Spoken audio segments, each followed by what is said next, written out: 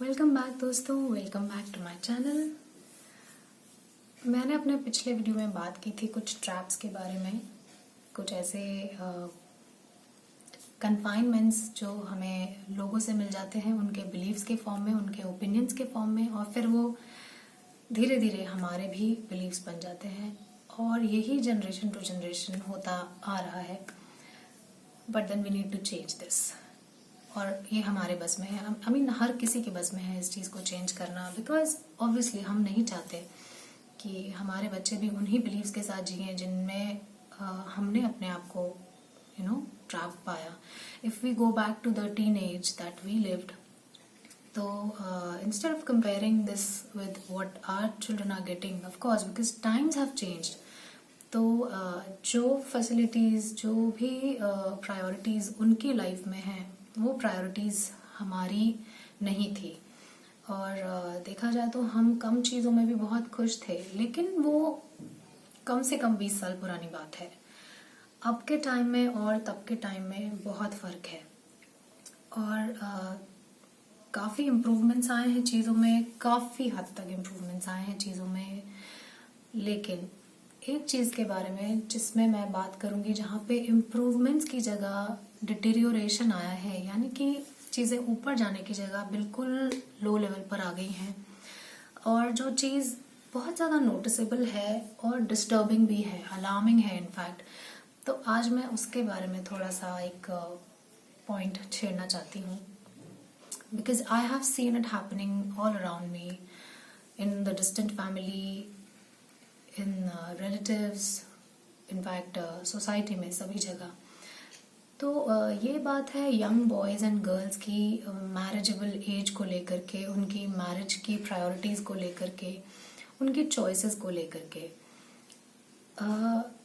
देखने में आया है कि ज़्यादातर यंग बॉयज़ एंड गर्ल्स आजकल मल्टीनेशनल कंपनीज में काम कर रहे हैं, और क्योंकि वो एक ऐसे एनवायरनमेंट में काम कर रहे हैं जो कि उनके घर में उनको ऑब्वियसली नहीं मिलता था। Most of them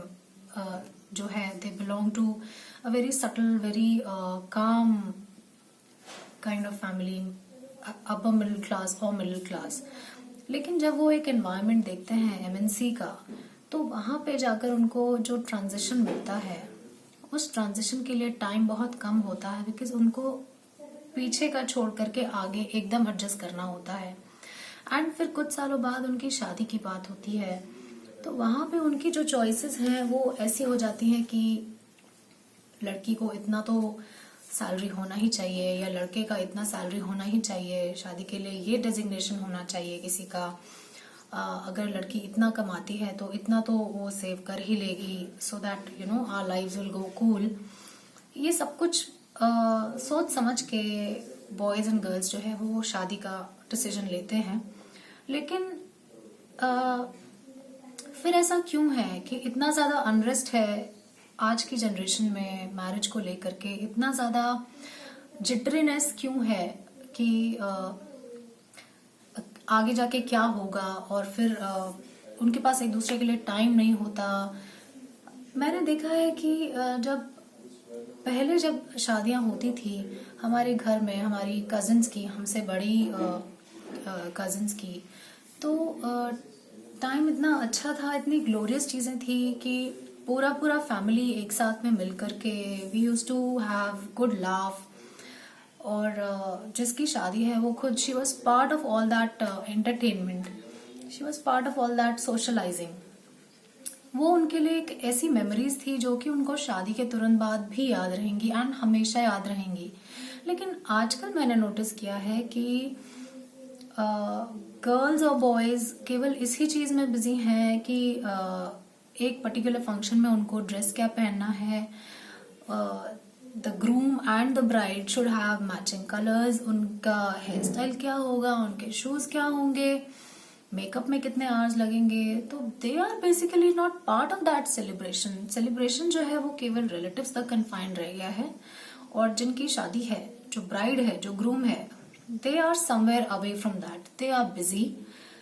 into something else. I don't know where they will